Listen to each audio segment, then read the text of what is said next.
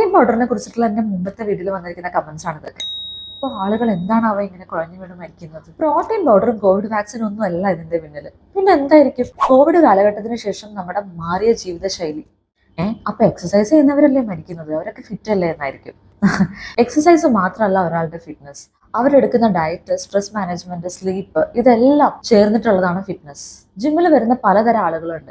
എന്ത് ഭക്ഷണവും വാരി വലിച്ച് തിന്നും, പുകവലിക്കും. അതിന്റെ പ്രശ്നങ്ങൾ ഒന്ന് കുറയ്ക്കാൻ വേണ്ടി ഒന്ന് ജിമ്മിൽ പോയി കളയാം എന്ന് കരുതുന്നവരാണ് കുറെ പേര്. ഈ ശീലങ്ങളൊന്നും മാറ്റാതെ നേരെ വന്ന് ട്രെഡ്മില്ലിൽ ഓടുകയും ഹെവി വർക്കൗട്ട് ഒക്കെ ചെയ്യുമ്പോൾ സ്വന്തം BP, കൊളസ്ട്രോള്, ഹാർട്ടിന്റെ മസിലിന്റെ സ്റ്റേറ്റസ്, അതിൽ ബ്ലോക്ക് ഉണ്ടോ, ഇതൊന്നും അറിയാതെ ഹാർട്ടിനെ കൊണ്ട് മാക്സിമം പണി എടുപ്പിക്കുമ്പോൾ ഓവർ എക്സേർട്ട് ചെയ്യുന്ന സമയത്തായിരിക്കും ഹാർട്ടിൽ ഓൾറെഡി ബ്ലോക്ക് ഒക്കെ ഉണ്ടെങ്കിൽ അത് ഡിസ്ലോഡ്ജ് ആവാനും എംബോളിസം ഉണ്ടാവാനൊക്കെ ചാൻസ് കൂടുക. ഇതാണ് ഒരു മെയിൻ ഫാക്ടർ. ഇനി മറ്റൊന്ന് over usage of anabolic steroids ആണ്.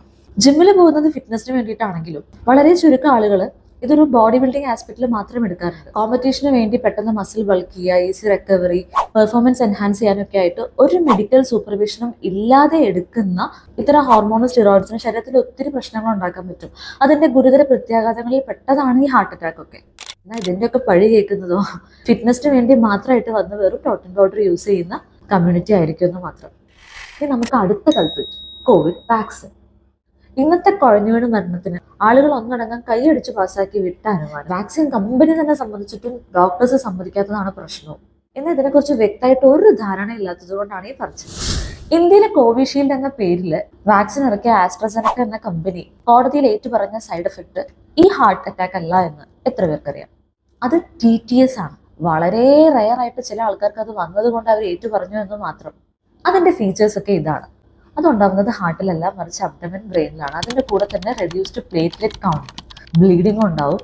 ഡെത്ത് ഉണ്ടാക്കാൻ പറ്റുന്ന രീതിയിലുള്ള സിവിയറിറ്റി വളരെ റെയർ ആണ്. അത് ഉണ്ടായത് തന്നെ വാക്സിൻ എടുത്തവരിൽ 10 ലക്ഷത്തിൽ ഒരാൾ തൊട്ട് 70 കോടിയിൽ ഒരാൾക്ക് വരെയാണ്. അതും വാക്സിൻ എടുത്ത് വിത്തിൻ 4 വീക്സിനുള്ളിൽ വന്നിരിക്കും. അല്ലാതെ വാക്സിൻ എടുത്തു എന്നുള്ള പേരിൽ ലോങ് ടേം ആയിട്ട് ഹാർട്ട് അറ്റാക്ക് വരും എന്നല്ല.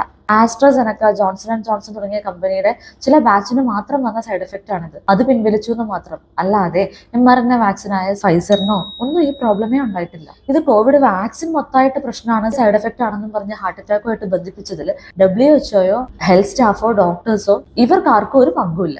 WHO സൈറ്റിലോ ഒരു പഠനങ്ങളിലോ കാർഡിയാക് ഇവന്റ്സും കോവിഡ് വാക്സിനുമായിട്ട് ഒരു അസോസിയേഷനും ഇതുവരെ കണ്ടെത്തിയിട്ടുമില്ല. കോവിഡ് ഇൻഫെക്ഷന്റെ ആഫ്റ്റർ ഇഫക്റ്റ് ആയിട്ട് ബ്ലഡ് ക്ലോട്ട്സ് ഉണ്ടാക്കാമെന്നും അത് കോവിഡ് വാക്സിന്റെ ഇഫക്റ്റ് അല്ലാന്നും എത്ര പേർക്കറിയാം? അപ്പോൾ ഒരിക്കൽ കൂടി കോവിഡ് വാക്സിന്റെ പേര് പറഞ്ഞ ഡോക്ടേഴ്സിനെയും പ്രോട്ടീൻ പൗഡറിന്റെ പേര് പറഞ്ഞ ജിമ്മിൽ പോകുന്നവരെയും വെറുതെ തളർത്തണ്ട.